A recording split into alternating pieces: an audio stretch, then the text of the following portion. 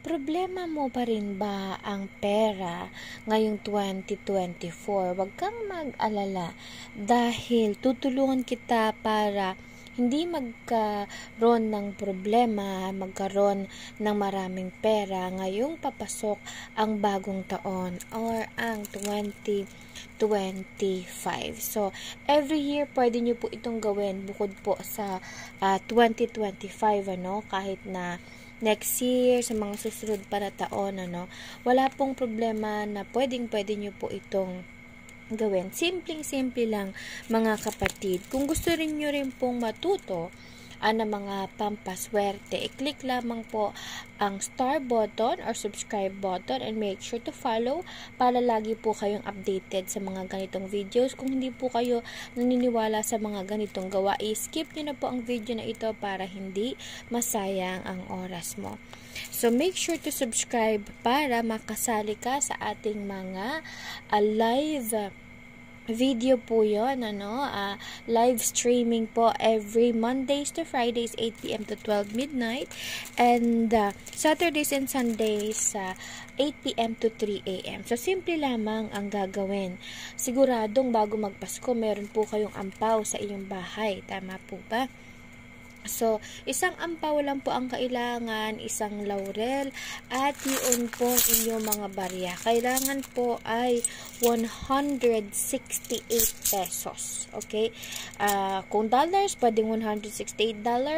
Kung ano man ang inyong pera, kung nasan man kayong bansa, kailangan po ay 168. Okay? Or 168. Okay, so, ganyan lamang po kasimple ang gagawin. Ngayon, pwedeng gold, na bronze, ayan. Kahit ano pong barya, So, pwede rin namang buo, pero mas maganda po yung barya. Okay, so, ipunin po ito at ilagay dito sa sisidlan. Dahil, di ba po, pag tayo bumili ng ampaw, meron po talaga nito. So, itabi po yan, at dyan po siya ilagay. Okay.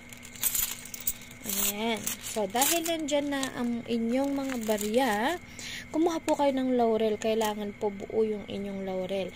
Ilagay nyo po ang inyong name, complete name, at date of birth. At magkano yung gusto mong pera na kitain or ma-receive sa 2025. Kumbaga, yung realistic po na goal, example ako, ang goal ko ay 100 million. Kayo, gusto niyo naman 100,000, 1 million. Wala pong specific na amount na kailangan, kung alin po yung realistic na kaya nyo, na kumbaga wish nyo na or goal nyo, na ma-achieve, na kitain sa buong 2025. Okay? So, isama nyo po dito yan.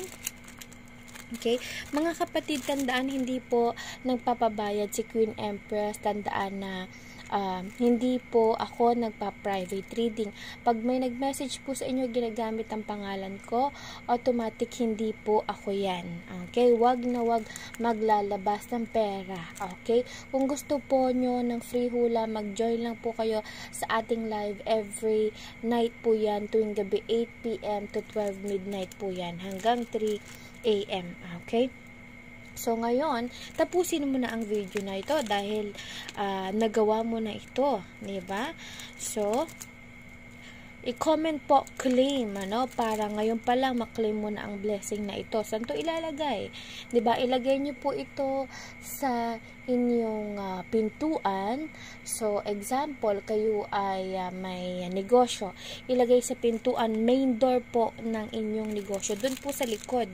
Okay? Sa likod po ng pintuan. So, isarado din po siya, na katulad nito. Isarado niyo po siya, tapos i-tape niyo po siya. Okay?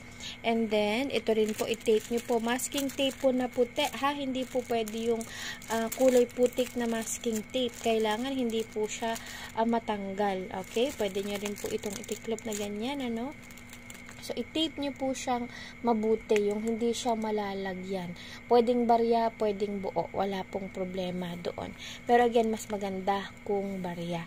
So, example naman, pwede mo din tong ilagay sa kaha ng iyong pera, na kung ikay may business, yung lagayan ng pera, doon nyo po ilagay. And then, sa kwarto, main door ng kwarto, pwede rin po, pwede kayong gumawa ng tatlong ganito.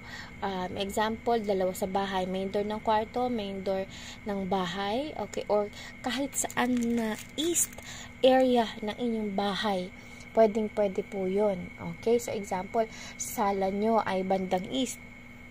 Okay, dalawa yung ilagay nyo, isa sa main door, isa sa kwarto. Ang pinaka-importante po ay main door. Okay? Doon nyo po siya ilagay.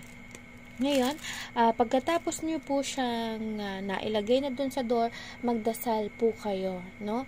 Sa ating Panginoong may kapal na ito ay inyong makakamit bago matapos ang susunod na taon. At magugulat po kayo. Dahil tatanggalin niyo po siya, syempre po, bago matapos ulit ang taon. Tapos gagawa po kayo ulit ng bago. Pag binuksan niyo po siya, magugulat po kayo dahil na-receive niyo na, kinita niyo na yung perang nakapaloob po dito, no, sa buong taon. Sa madalit salita ay na-receive nyo na at kinita nyo na. Kaya ngayon pa lang, simulan na natin, comment, claim, para ma-receive mo na ang biyaya, no, bago ito matapos ang taon. Example, December 23, pwede mo na itong gawin bago magpasko dahil makakaakit din ito ng pera. Magugulat ka na lang na may ka na unexpected money. So, example, December 23, December 28, gawin mo na yan. Okay? So, pwedeng bago magpasko, pwedeng magbagong taon.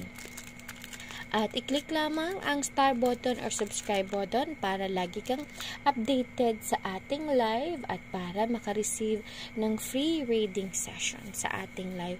Maraming salamat mga kapatid and stay blessed!